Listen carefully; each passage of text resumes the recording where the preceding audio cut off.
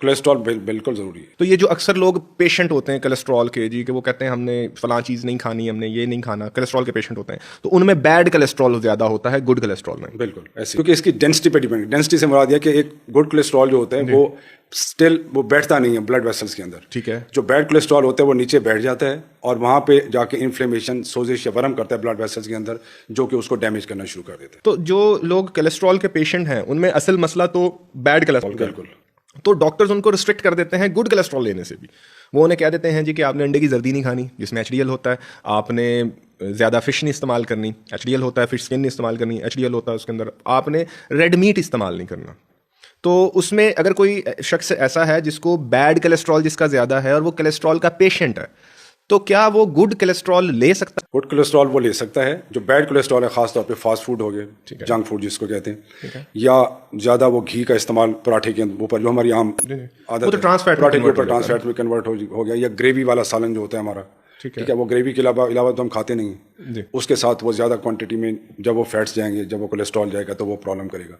HDL आम अल्फाज में गुड कोलेस्ट्रॉल लाजमी है आपकी बॉडी के लिए, तो लेना चाहिए। जी बिल्कुल लेना चाहिए। तो ये हम जो अच्छी क्वालिटी का ऑलिव ऑयल होता है, अक्सर लोगों को मैंने देखा है कि वो सैलेड बनाते हैं उसके ऊपर हल्का सा वो ड्रिजल करते हैं, तो वो अच्छा होता है हेल्थ के लिए। वो कोलेस्ट्रॉल का पेशेंट भी ले सकता है? ले सकते हैं। तो अगर कोलेस्ट्रॉल का पेशेंट HDL ज्यादा लेगा, यानी कि क्वांटिटी अपनी ठीक करेगा, तो क्या उसका जो बैड कोलेस्ट्रॉल है वो डाउन जाना शुरू हो जाएगा ऑटोमेटिकली? बैड कोलेस्ट्रॉल को डाउन ले जाने के लिए एक तो वॉक, एक्सरसाइज, अपनी हैबिट्स को, लाइफस्टाइल मॉडिफिकेशन को ज़रूरी है। ठीक है। ठीक है। अगर आप सेडेंटरी लाइफस्टाइल या घर में बैठे रहें, सोते रहें, तो बहुत मुश्किल होगा कि उसको आप नीचे लेके जा सकें। दूसरा, आपकी जो डाइटरी हैबिट्स हैं उसको करेक्ट करना, जिस तरह अभी बताया कि जो फास्ट फूड का आम इस्तेमाल है, ग्रेवी का आम इस्तेमाल है, उसको हम कम से कम करना है। सी फूड हमारी लाइफ में है नहीं, एक अच्छे तरीके से, एक सेहतमंद तरीके से सी फूड का इस्तेमाल लाजमी है। जैसे सी फूड हम फिश वगैरह खाते हैं, तो यहाँ पे हम लेते हैं घी, वही वाला घी लेते हैं, उसमें तल छोड़ते हैं। तो बेहतर ये है या तो फिश को स्टीम किया जाए, इन अदर वर्ड्स जो आप कह रहे हैं सही, या तो स्टीम किया जाए फिश को, या उसको बारबेक्यू भी किया जाए। मगर बारबेक्यू में वो कोयलों की जो गैस होती है, कार्बन मोनोऑक्साइड, वो उस पर कोई असर नहीं डालता। डिपेंड करता है कि आप कितनी देर उसके ऊपर कोयले के ऊपर रखें। अच्छा।